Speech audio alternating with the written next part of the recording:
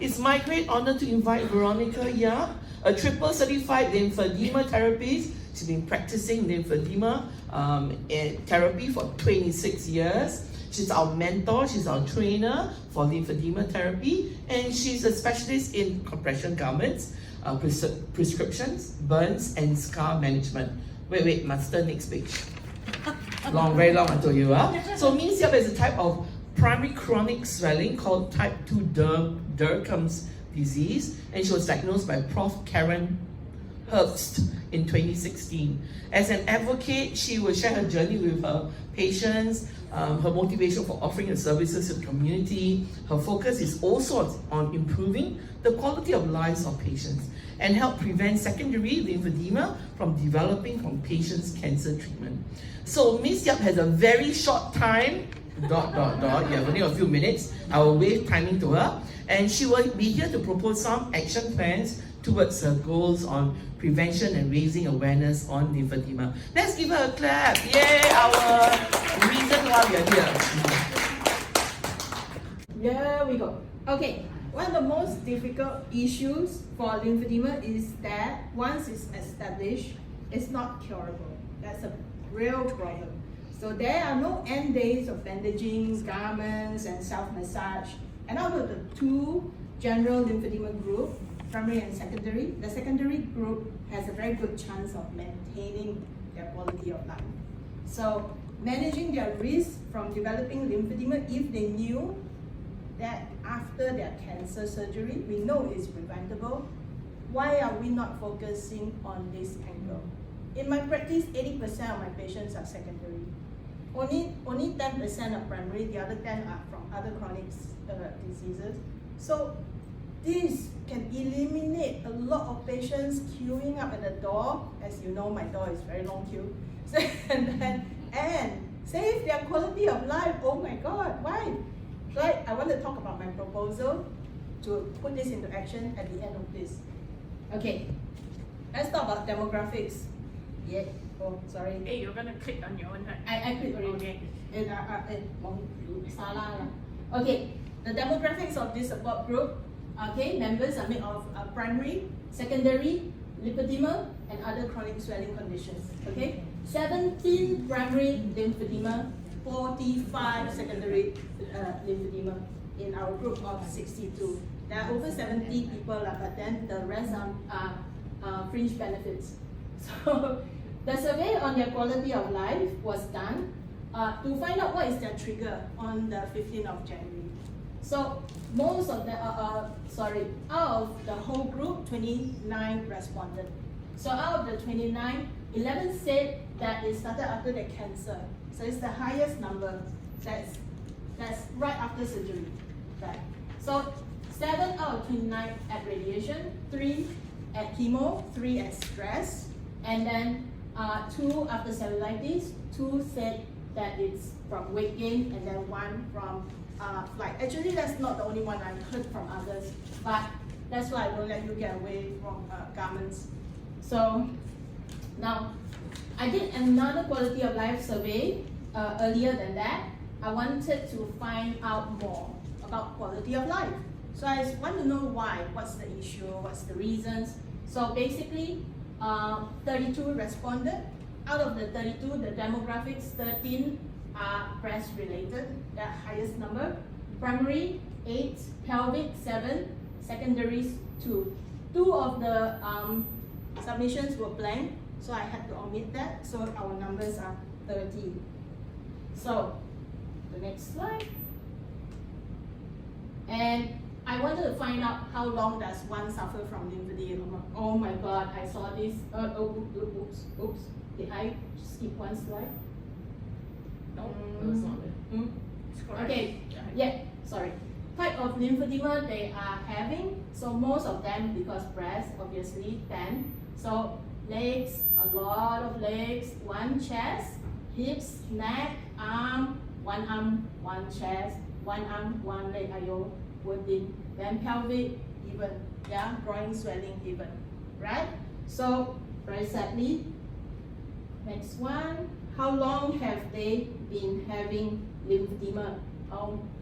37 years, one of them. 32 years, I can't believe it, you know, so long. This would be the primaries. The people who have been born with it, they live their whole life in it, is torturing. So the highest number of lymphedema swelling is 5 of them in 3 years, and then after that followed by 10 years and followed by 1 year. Okay, next one is what's their current quality of life? So if they all have lymphedema, what's their daily life like? Yeah, majority says they're active, they can exercise. Ayo, they got quality of life. What? What's the grumble about? Yeah, they can exercise. 19 says they exercise, play sports, they're fairly normal. So that's 2/3. So somewhat active and light activity, that's 8 out of 30. Yeah, so majority says that they can exercise, play sports normally. So what is the issue with the quality of life?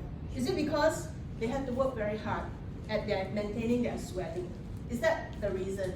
That is not defined as quality of life. That defines it as annoyance in your life, right? So, and they are fairly normal. It seems manageable, right? Let's listen to their voice.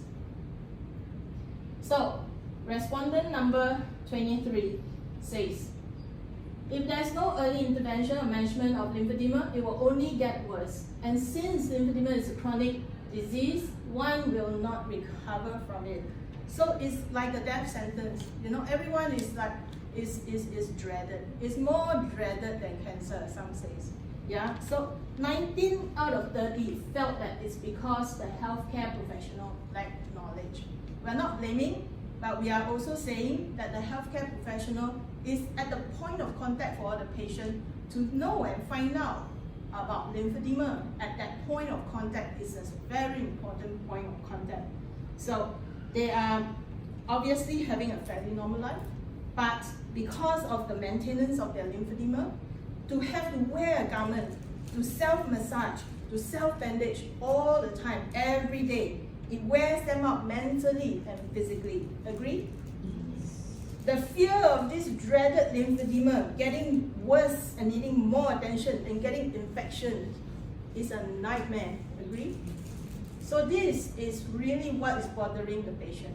It's not about how big your leg is, you can still work, you can still go on with that. It's not this. You know, bandaging, wearing garments every day is a torture. It is a torture. Every morning you're going to motivate yourself to get into your garment. I also say, because I wear them too. Alright? So that's why I can understand you more than one way. Alright? Respondent number 2 says that lymphedema is a chronic and progressive condition. It can be managed with early intervention and treatment compliance. Oops, sorry, wrong one.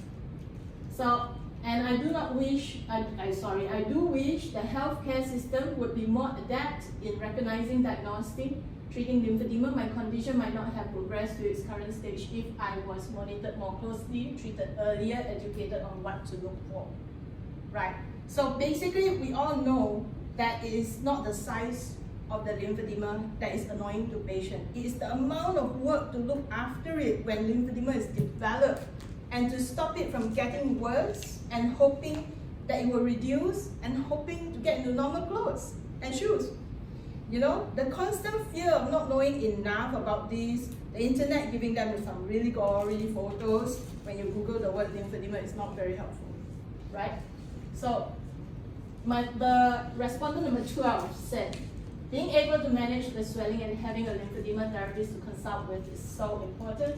It would have been a great help to have had a greater awareness of how to mitigate secondary lymphedema. Having guidance from doctor of the pre and post-surgery care would have lessened a lot of frustration, anxiety of trying to cope with lymphedema and not knowing who and where to seek help, and make do with online recommendations, advices, not being able to see improvement in managing the swelling and fibrosis developing as a result.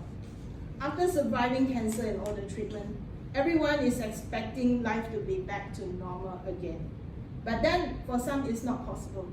And that is the frustration of having this extra side effect from the cancer treatment.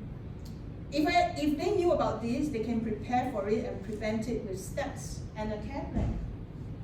So, let's talk about awareness. 18 out of 30 patients feel like there's a general lack of lymphedema awareness. breast cancer surgeons and plastic surgeons dealing with breast cancer and lymphedema should refer patients to competent therapists as soon as possible. Delays can have horrific consequences. So the general lack of awareness publicly, institutionally, and they had to navigate through this massive healthcare system to find answers is truly frustrating for patients. So the next patient said, it is very important to educate patients of the high possibility of lymphedema after lumpectomy or mastectomy or radiation. It should be recommended to take proactive measures instead of being reactive when swelling happens. Many are ignorant of its risks, so most will be reactive when it becomes late. Underwriters of insurance must also understand that this is a cancer-related condition due to lymph nodes clearance and radiation and not a spa visit. Okay. All these people, when they try to claim for lymphedema, they think that you go complementary medicine, alternative medicine, some kind of spa medicine. You think this is funny? It is not funny at all to patients, okay? So then, institutions cannot change. The public awareness needs to go up so that people in general, in the public who work in financial institutions like the agencies, can understand what lymphedema is about, right? So one of the major obstacles of insurance agencies is that even some doctors fail to understand lymphedema. Have you met them, right? Lymphedema is not physiotherapy, although it is part of cancer rehabilitation. Okay, physiotherapy is physiotherapy. Lymphedema therapy needs an extra skill. You need to get yourself certified as a lymphedema therapist in order for you, even if you are a physiotherapist, to do proper lymphedema work, or else the consequences is developing their lymphedema for them, as you found out already in Laiha's story. So I wish I had known about lymphedema at the time of my diagnosis and what it involves and what I can do for myself, because right now it's too late. Yeah. Sometimes when you go pass into stage 1 lymphedema stage, you cannot reduce it. So if you go past stage 1, 0 to 1, you can still minimize it, even I am minimized, it's not gone. Yeah, so you can keep your quality of life. And even I feel it's a chore to wear my garment, although I don't have to do everything. I feel it's a chore, but I fear getting worse because I see every day my clinic examples of it getting worse. Yeah, so next, we talk about quality of life. The quality, 15 out of 30 feels that they have lost their quality of life. And the quality of life is very significant to many of our patients. So the quality of life is defined by respondent number 3, that is totally compromised. I have chronic pain in my leg, there's a constant drain on my energy, I'm no longer able to do the sports I so dearly love, and I had to switch to a desk remote-based job from a somewhat active job due to the inability to exert or be active. Then, the next patient, number 19, said, on most days I'm able to live my life normally, however there are days where I find my chest is so tight, it's difficult to breathe. She has chest swelling, by the way. I'm unable to do vigorous activities, just one lymph node only. One lymph node, just one. So, respondent number 22 says, initially, before therapy, the inability to wear my normal shoes was very difficult. Finding ones to fit my swollen feet is very challenging. I had to travel with multiple size shoes because I don't know what size I go, and I learn, and then the next day, I got no shoes. Okay, even if I was able to put them on in the morning, by lunch I would be bulging out of them. Okay, these are things that we don't hear about and we don't pick up because nobody listens to this. They only want to see whether you're okay or not okay, hold up. Okay, so other issues, many of them has already raised this, mental challenges.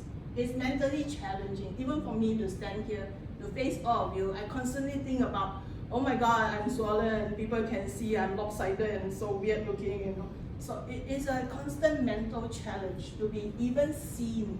It's a constant challenge when people ask you, what are you doing, why you wear that? It's a constant challenge when I'm in the train station and I'm wearing my straps and my lymphedema tapes. Why are you like that? Yeah, you're are too young lah. It's not possible that you have swelling and pain. Walao eh, they know my life long. So, alright, so insurance's challenge, exercise challenge, and you always will swell when you exercise. So when you swell when you exercise, you always need to make sure that you get into resting, reducing, and get better. Alright, so lifestyle challenges, 9 of you. So basically, the next thing is, what is the one message people need to hear? Respondent number 1 says, there are good days, there are bad days. Cherish the good days, try not to be too disheartened by the bad days. With proper management, you can still enjoy a decent quality of life and learn to work around your limitations. So, respondent number 6 says, I wish insurance agencies would recognize lymphedema as a chronic disease and allow it to be claimable. So, this one is a long one. Respondent number 7, doctors need to pay attention to lymphedema. Prevention is better than cure because lymphedema is chronic and there's technically no cure. It affects the quality of life of patients, interferes with their lifestyle. Mindsets of the doctors have to change as currently they see it as fringe secondary condition to cancer, outsourcing treatment to physiotherapists on a rehabilitative basis. There is no clear ownership and accountability by a medical profession and falls flatly on the patient who is often ignorant of what needs to be done, and often when it doesn't work, is left to think that there's no option than dash to abandon their lifestyle to cope with the condition. Insurance is another big issue, big beast to handle. For patients, you need to work at it yourself, read up, check around for good, responsible therapies, and to seek treatment from, and don't give up. So, the last person, I hope. What is your one message? Lymphedema can be avoided by proper decisions taken in consultation, right, with the experts before surgery. Right, if one does end up with lymphedema, it's definitely manageable and proper care. Next person, oh, one more. Early recognition and treatment is so important. Get the right garments, very important, right garments. People over compress the patients. I can get results from class 1, class 2, hardly ever. So basically find the experienced therapists in lymphedema. Swimming is great help. Swimming is the joy of lymphedema life, I must say. Diet control is important. Sleep, sleep, sleep. How many of you? Alright, terrible lifestyle. Okay, so proposed plan for Lymphatics.SG members. Okay, early detection and screening can manage your lymphedema risks.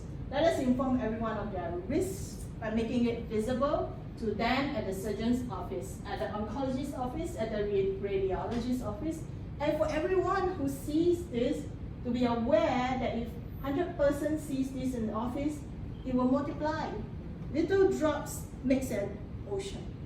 Our effort is at the office rooms, individual personnel approaches. Singapore Cancer Society will work on an institutional level with National Cancer Centre Singapore. So they will be the big guys with the big guns. We will be the little ones to tell the story of ourselves, to go around and do the individual approaches, so that when we all work together in tandem, we will achieve a larger, bigger, sustained results. The most important is sustain it. What's the point if we shoot the gun and the then fall down, bye-bye, that's it, right? So, in your bag, you will see this poster, very important poster, Plan A, execution.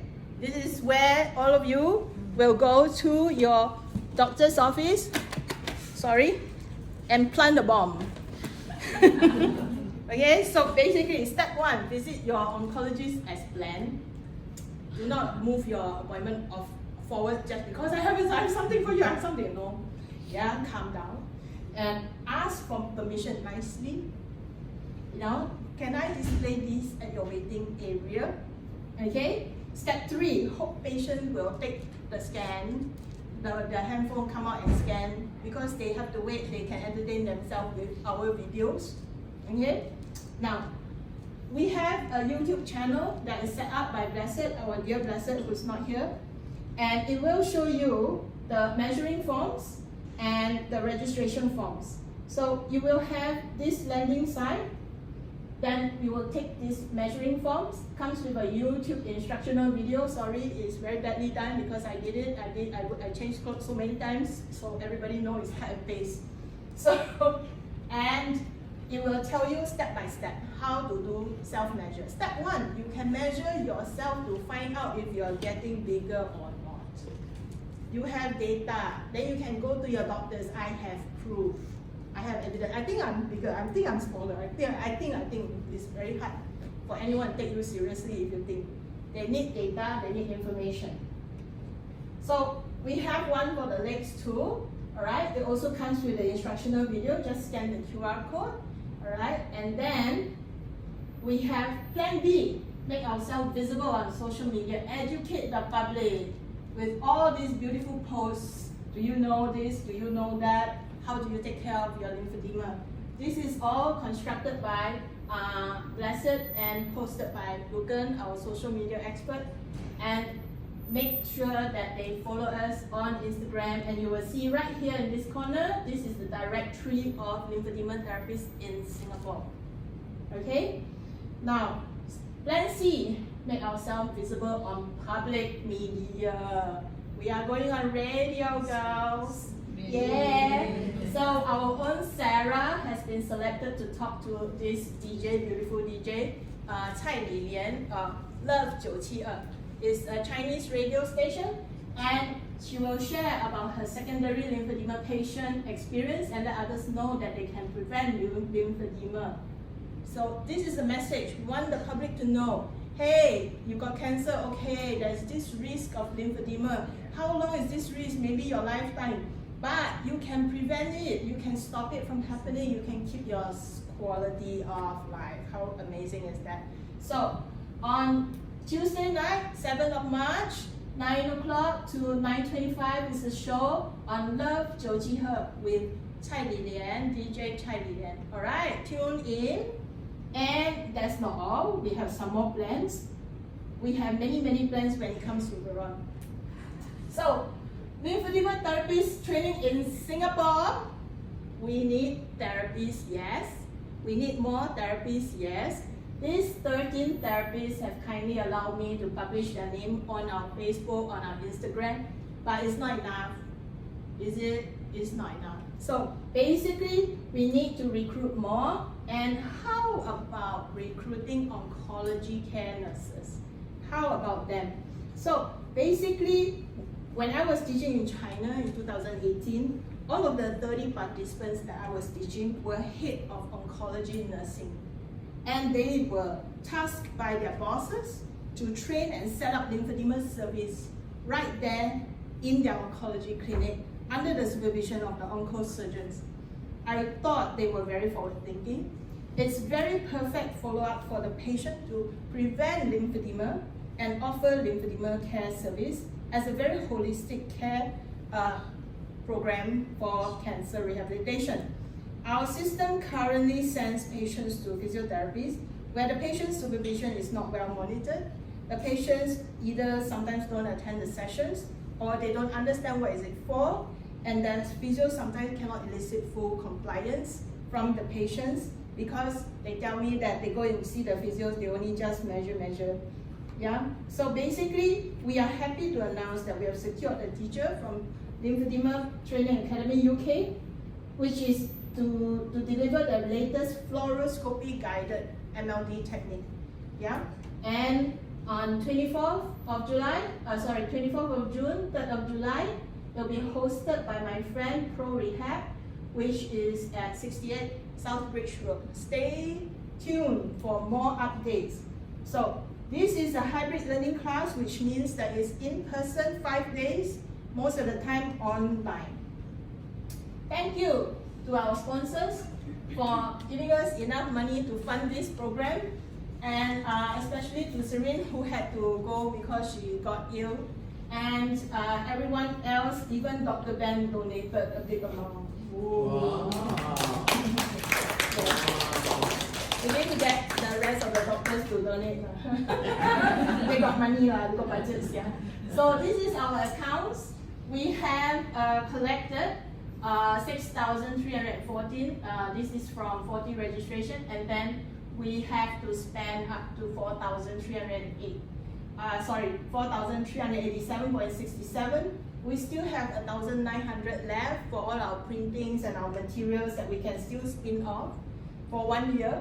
And special thank you to our volunteers, Laiha, Ilona, Christine, who's our subcom, that went to meet with Singapore Cancer Society for our Alliance Partnership appointment. Lymphatics Planning Group, Christine as a treasurer, Irina as administrator, Lucan on social media, blessed are all the beautiful pictures that we see. Subcommittee, Kim, Lucan on audiovisual right here, Ramona, Irina, Christine, ushers and reception, Anne and Irina looking after the speaker, which I've all left. Serene, I'm a speaker also. Serene for all the gifts, she paid out of pocket. Yeah. She paid out of pocket and our branded stuff, you know. Wow. And our MC Clara. I thank you back to Clara. I am on time. Right.